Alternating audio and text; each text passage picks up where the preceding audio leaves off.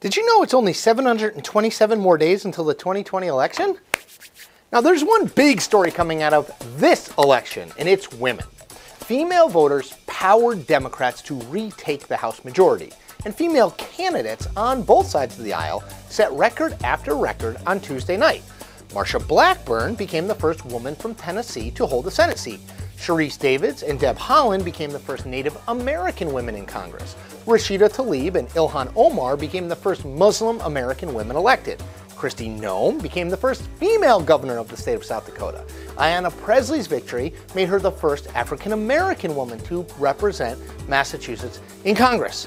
There are more, but you get the idea. It went on and on and on, history being made.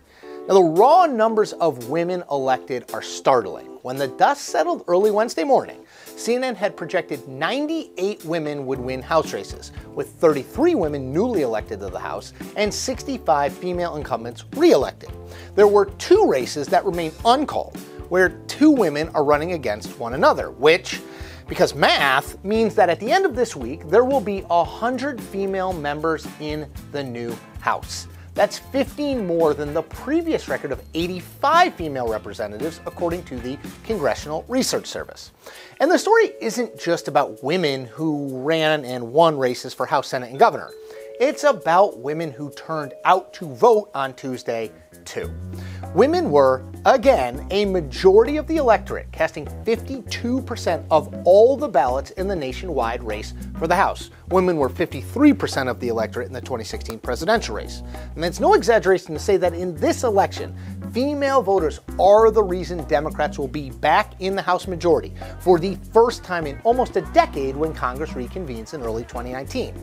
Almost 6 in 10 women voted for Democratic candidates for the House, according to exit polling, while just 40% voted for Republicans. The men were far more evenly split, 51% for Republicans, 47% for Democrats. And yes, while Latino women, 73% for Democrats, and black women, 92% for Democrats, went overwhelmingly for that party, the real story here was white women. You'll remember, and even if you don't remember, I'm literally about to tell you, that white women were a key to Donald Trump's victory 2 years ago. They made up 37% of the overall electorate, and Trump won their votes over Hillary Clinton 52% to 43%, so by 9. Now fast forward to Tuesday night. White women were, again, 37% of the total electorate. This time, they split evenly, with 49% choosing Democrats and 49% picking Republicans. That's a very big deal heading into 2020, which, honestly, started the second that all the votes were cast in the 2018 election. And if I'm being honest, super honest, the 2020 race started well before Tuesday night. The results of the 2018 election, the historic number of women elected, and the difference female voters made in the race for the House will send a clear and unmistakable signal to the Democrats lining up to be the party's eventual nominee against Trump. And that message goes something like this. Running as a woman for the Democratic nomination is now considered a leg up.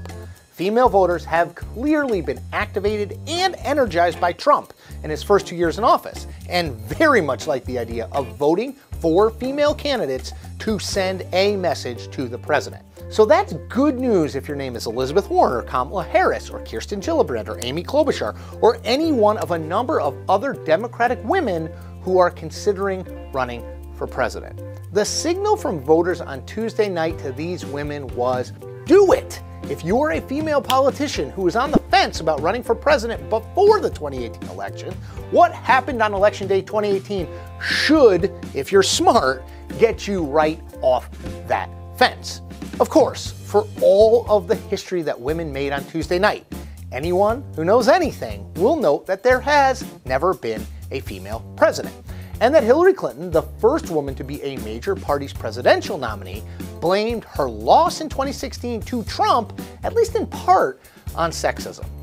If 2018 told us anything, though, it's that those same voters may well get a chance to test the theory of whether they are ready for a female president when 2020 comes rolling around.